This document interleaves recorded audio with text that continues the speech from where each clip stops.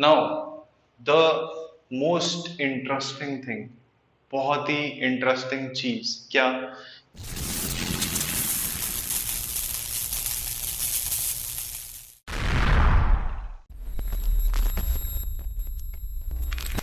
Hello बच्चों, welcome to पठारी classes. तो आज जो हम टॉपिक डिस्कस करने वाले हैं that is your momentum.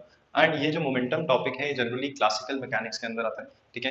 And इसमें हम ये देखेंगे कि मोमेंटम किस तरीके से डिराइव करा गया and that what is this momentum, momentum होता क्या है, ठीक है। एंड चलो तो शुरू करते हैं। देखो मोमेंटम क्या होता है, अगर हम मोमेंटम को ढंग से देखें तो देखो आपने काफी बार मोमेंटम सुना होगा। जैसे आपका कोई भी क्रिकेटर है, ठीक है, जो भी क्रिकेट देखते हैं तो बॉलर्स जो होते हैं, बॉलर्स पहले पीछे रनर अप लेते हैं ताकि कि मोमेंटम बना सके, ठीक। आपके जितने भी जावलिन थ्रोअर्स हैं, आपके हैमर थ्रोअर्स हैं, आप जो लॉन्ग जंप करते हैं, पीछे ऑलरेडी रनर अप बनता है ताकि कि आप आगे अच्छा परफॉर्म कर सके। तो इसे हम कहते हैं मोमेंटम। कई बार आपने ये भी सुना होगा कमेंट्री में कि जैसे ये टीम हो सकता है जीत जाए because this team has momentum, ठीक। ऐसा क्यों बोला जाता है? क्योंकि वो अच्छा खेल रही है, वहां पे अच्छे अच्छे शॉट्स लग रहे हैं, बैट्समैन अच्छे उसमें है, अच्छी फॉर्म में है। तो हम क्या बोल सकते हैं, ये बोल सकते हैं कि असल में वो एक्चुअल में अच्छे मोमेंटम में है, मतलब वो जो प्रॉपर टीम है वो पूरे मोमेंटम के साथ खेल रही है। तो दैट्स व्हाई हम ये चीज बोल सकते हैं कि आपका क्या है, वो टीम जीतने के चांसेस ज्यादा है। तो मोमेंटम, अगर मैं फिजिक्स की बात करूं simply, then momentum is just the product of mass and velocity. Now velocity it is a vector quantity,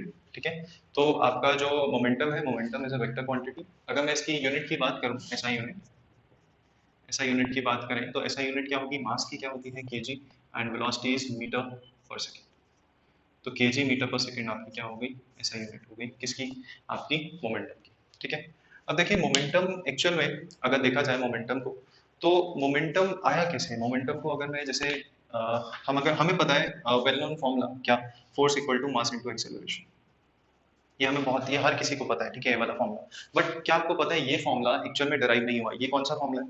ये वो फॉर्मूला है फोर्स का जो कि मिर्च मसाला लग के आपके पास आया, ठीक है। तो एक्चुअल जो फोर्स का फॉर्मूला जो न्यूटन ने दिया था वो किस तरीके से था, देखिए। अब देखिए यहाँ पे मैंने फोर्स मास इनटू एक्सेलरेशन लिखा है ना। फोर्स को मैं क्या लिख सकता हूँ, फोर्स को मैं मास इनटू एक्सेलरेशन को मैं change in velocity to the time with respect to time, ये लिख सकता हूँ, ठीक। देन इसके बाद अगर मैं इसको इसके साथ कंबाइन कर दूं, it would be like D M V D T, ये हो जाएगा। And M B, you know that M B क्या है, एम बी आपका मोमेंटम है। तो पूरा का पूरा ये फॉर्मूला आपका बन क्या गया, तो फोर्स का वो फॉर्मूला आपका बन गया, force equal to D P P D P by D T, ठीक है। फोर्स का फॉर्मूला बन गया डीपी बाई डी। अब डीपी बाई डी का क्या मतलब है, यहां से क्या चीज कंक्लूजन निकलता है? कंक्लूजन ये निकलता है कि इफ, अगर ऐसा होता है कि पार्टिकल का मोमेंटम चेंज हुआ है, ठीक है, अगर ऐसा होता है कि पार्टिकल का मोमेंटम चेंज हुआ है तो डेफिनेटली उसमें कुछ ना कुछ फोर्स एक्ट हुई होगी, ठीक है। या फिर आप इसको ऐसे भी बोल सकते हो कि अगर किसी ऑब्जेक्ट पे या किसी पार्टिकल पे फोर्स एक्ट हुई है तो डेफिनेटली उसका मोमेंटम चेंज होगा, ठीक है। आप इस तरीके से भी बोल सकते हैं। तो एक्चुअल में फॉर्मूला ये था, ठीक है, ये फॉर्मूला न्यूटन ने डिराइव करा था कि फोर्स का रिलेशन है कुछ ना कुछ आपका मास और वेलोसिटी के साथ। और उस वेलोसिटी और मास को जब आपस में मल्टीप्लाई कर दिया तो हमें पता चल गया कि ये जो मोमेंटम, वो जो टर्म आई वो टर्म क्या निकल कर आई, दैट इज मोमेंटम। तो momentum is equal to DP by D, that is change in momentum to the with respect to time. अब देखिए इसको मैं ऐसे भी लिख सकता हूँ, लाइक सिंपल उसमें लिखना चाहूँ, कुछ है नहीं, it is the derivative form. अगर हम लिखना चाहें तो पी फाइनल मतलब final momentum minus initial momentum divided by time, हम ऐसे भी लिख सकते हैं, ठीक है। तो चलिए ये तो बात हो गई इसकी। अब देखिए ये जो इक्वेशन है, यहाँ से मैं एक चीज कंक्लूड कर सकता हूँ क्या, सबसे पहली चीज कि जो मेरा मोमेंटम होगा that should be directly proportional to my mass, ठीक है। जो मेरा मास, जो मेरा मोमेंटम होगा वो डायरेक्टली प्रोपोर्शनल है मास के साथ। दूसरी पॉइंट भी यही चीज है कि मेरा मोमेंटम डायरेक्टली प्रोपोर्शनल है मेरे वेलोसिटी के साथ, ठीक। यानी कि अगर मैं मास को बढ़ाऊंगा तो मेरा मोमेंटम भी बढ़ेगा, और अगर मैं वेलोसिटी को बढ़ाऊंगा तो मेरा मोमेंटम भी बढ़ेगा। बट इसका वाइस वर्सा पॉसिबल नहीं है, ठीक है। मतलब अगर मैं मोमेंटम, लेट से मैं मोमेंटम को कम करता हूँ तो क्या मेरा मास कम हो जाएगा? ऐसा पॉसिबल नहीं है, ठीक है। तो मैथमेटिक्स हम यूज जरूर कर रहे हैं फिजिक्स में, बट हर बार वो मैथमेटिक्स, क्योंकि मैथमेटिक्स के लिए it is mathematically correct but logically नहीं करेक्ट, क्योंकि लॉजिकली करेक्ट नहीं है। क्यों इसीलिए करेक्ट नहीं है? क्योंकि आपका जो मोमेंटम है, वो मोमेंटम अगर आप बढ़ाते हैं कम करते हैं तो मास में क्या इफेक्ट पड़ेगा? मास तो कांस्टेंट ही रहेगा, जो ऑब्जेक्ट है, मास तो कम ज्यादा नहीं कर सकते ना। तो इसीलिए वन वे है ये चीज कि अगर आप मोमेंटम को बढ़ाते हैं तो ये वाला सेकंड वाला जो मैंने बोला था ये पॉसिबल नहीं हो पाएगा, ठीक है। आप मास को कम कर दीजिए, आप मास को कम कर दीजिए, आपका मोमेंटम कम हो जाएगा, ये मैं कह सकता हूँ। बट इसका वाइस वर्सा तो पॉसिबल नहीं है। तो दो आपके कंक्लूजन निकल आते हैं कि आपका जो मोमेंटम होता है which is directly proportional to mass, आपका मोमेंटम डायरेक्टली प्रोपोर्शनल है वेलोसिटी, ठीक है। तो चलिए अब एक काइंड ऑफ थोड़ा सा देखते हैं इसकी beauty, that what is the beauty of this momentum. चलिए लेट्स से मैं क्या कर रहा हूँ, मैं एक सिस्टम ऑफ पार्टिकल्स ले रहा हूँ, यहाँ पे भी कोई पार्टिकल ले, पार्टिकल्स पार्टिकल्स हर जगह पार्टिकल्स है, ठीक है, मैंने सिस्टम ऑफ पार्टिकल्स लिया है। आप ऐसे समझ सकते हैं कि ये काइंड ऑफ गैलेक्सी है, गैलेक्सी में आपके क्या है, स्टार्स भी हैं, आपके प्लैनेट्स भी हैं, ठीक है, तो ये सारी चीजें आपकी एक साथ हैं। तो आपको पता है कि और मैं क्या क्या अज्यूम कर रहा हूँ, मैं ये चीज अज्यूम कर रहा हूँ कि ये सारे जो पार्टिकल्स हैं आपस में इंटरेक्ट कर रहे हैं। It can be any interaction, कुछ भी हो सकता है, आपका ग्रेविटेशन इंटरेक्शन, आपका इलेक्ट्रोस्टैटिक, आपका मैग्नेटिक, कुछ भी इंटरेक्शन हो, बट दे आर इंटरेक्टिंग, ठीक है। फिलहाल मुझे उससे मतलब नहीं है कि कौन सी इंटरेक्शन कर रहे हैं, मेरा ये कहने का मतलब है कि दे आर इंटरेक्टिंग, ठीक। अब अगर वो इंटरेक्ट कर रहे हैं तो मैं क्या करता हूँ, मैंने दो पार्टिकल्स ले लेता हूँ कोई भी, लेट्स से ये, इसको मैंने बोला ये पार्टिकल एम आई, ठीक है, एंड लेट्स से ये पार्टिकल ले लेते हैं, इस पार्टिकल को मैंने बोला एम जे, फाइन। नाउ अब ये आपके सराउंडिंग से लाइक एक्सपोज्ड है, तो डेफिनेटली इनमें कुछ ना कुछ एक्सटर्नल फोर्स लगेगी, एंड वो एक्सटर्नल फोर्स मैंने क्या ले ली, लेट्स से यहाँ पे मैंने एफ आई एक्सटर्नल ले ली, और इसके लिए मैंने इस केस में क्या ली, मैंने ले ली एफ जे एक्सटर्नल, ठीक है, मैंने ये एक्सटर्नल फोर्स ले रखी। Now they are interacting with each other, मतलब आपस में हो सकता है उनके बीच में फोर्स ऑफ अट्रैक्शन हो सकता है फोर्स ऑफ रिपल्शन हो, वो मुझे नहीं पता है फिलहाल के लिए, हम अट्रैक्शन ले लेते हैं, ठीक है, कुछ भी हो सकता है, it can B attraction, it can B repulsion, फिलहाल के लिए हम अट्रैक्शन ले लेते हैं, ठीक है। मोटिव मेरा ये नहीं है, मोटिव क्या है वो अभी आपको पता चल जाएगा, देखिए। तो अब अगर ये अट्रैक्ट करेगा तो डेफिनेटली इसमें कुछ ना कुछ फोर्स लगेगी, which can be termed as force on J due to I, and we know that according to the Newton's third law every action has its equal and opposite reaction, तो वही उसके opposite reaction में कुछ ना कुछ एक force लगेगी, that would be negative, जो होगी force on I due to J, fine. ये आपकी क्या है, these are called internal forces, ये आपकी क्या है, these are called your internal forces, आपके इंटरनल फोर्सेस है। अब देखिए अगर मैं बात करूं इनके, लेट्स से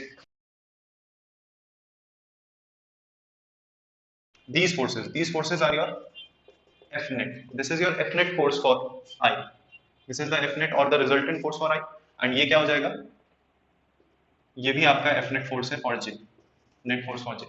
तो आप सोच सकते हो कि there are millions of particles, तो इस तरीके से मिलियंस ऑफ नेट फोर्सेस होंगी, मिलियंस ऑफ इंटरेक्शंस हो रहे होंगे, ठीक है। तो ये सारी चीजें हैं, मैंने जस्ट दो पार्टिकल्स के लिए लिए। तो यहाँ पे मुद्दा क्या आता है, मुद्दा ये आता है कि अगर मैं टोटल मोमेंटम की बात करता हूँ, let's say if I talk about the total momentum P total, then what it would be, it would be like P1 momentum of first particle plus momentum of second particle up to Pn, right, ये होगा। और अगर मैं इसको differentiate कर देता हूँ then it would be dP total divided by dt with respect to time, then it would be dP dt plus dt up to dpi dt, fine. And अगर मैं इसको बताऊं तो it can be written as F1 force F1, ठीक है, तो F1 force लिख सकता हूं, तो यानी कि P टोटल मेरा dP टोटल जो है dt that is equal to F1 plus F2 plus up to Fi, ठीक है।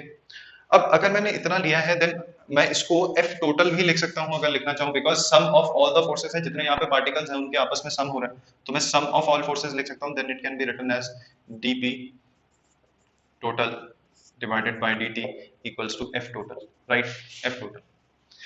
अब यहाँ पे बात क्या आती है, बात ये आती है कि मैंने F total लिख दिया। Now the most interesting thing, बहुत ही इंटरेस्टिंग चीज क्या, कि अगर मैं यहाँ पे बोलूं कि these if I consider all these particle as a system of particles, कि मैंने क्या करा, मैंने ये लिया कि आपस में सिस्टम की तरह अरेंज्ड है, ठीक है, उनको सिस्टम ऑफ पार्टिकल्स की तरह ट्रीट कर रहा हूँ, इंडिविजुअल पार्टिकल को ट्रीट नहीं कर रहा हूँ, ठीक है, इंडिविजुअल पार्टिकल को ट्रीट नहीं कर रहा हूँ, एज अ सिस्टम ट्रीट कर रहा हूँ। तो होगा क्या, होगा ये कि मेरे जितने भी इंटरनल फोर्सेस हैं ये सारी की सारी जीरो होंगी, जितनी भी इंटरनल फोर्सेस हैं ये सारी की सारी आपकी जीरो होती हैं, बिकॉज ऑफ थर्ड ये आपस में कैंसिल आउट हो जाती हैं। थर्ड लॉ ऑफ मोशन ये कहता है every action has its equal and opposite reaction, तो आपस में ये जितना मर्जी टकराए, लेट्स से गैलेक्सी की बात करते हैं, आपस में टकरा रहे हैं, टूट रहे हैं, ठीक है, कुछ भी हो रहा है, these all are your internal forces, और वो इंटरनल फोर्सेस आर जीरो, वो क्या है, जीरो है। ओवरऑल अगर मैं उनका निकालूंगा as a system of particles then it would be zero, तो जीरो आएगा।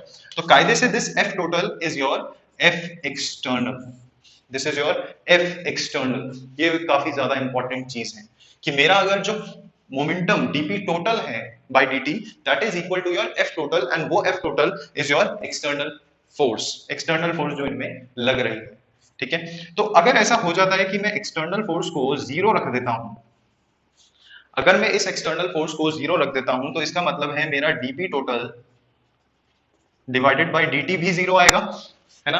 तो ये अगर मेरा जीरो आ रहा है तो इसका मतलब क्या है, इसका मतलब है माय मोमेंटम इज कंजर्व। तो एक्चुअल में कहने का मतलब क्या है कि आपका मोमेंटम कंजर्व रहता है अनटिल और अनलेस वहां पे कोई एक्सटर्नल फोर्स ना लगे। ठीक है, तो यानी कि अगर कोई एक्सटर्नल फोर्स मेरी जीरो है तो मेरा डीपी टोटल भी जीरो आएगा, यानी कि मेरा जो एक्सटर्नल जो मेरा मोमेंटम है, मोमेंटम मेरा कंजर्व है।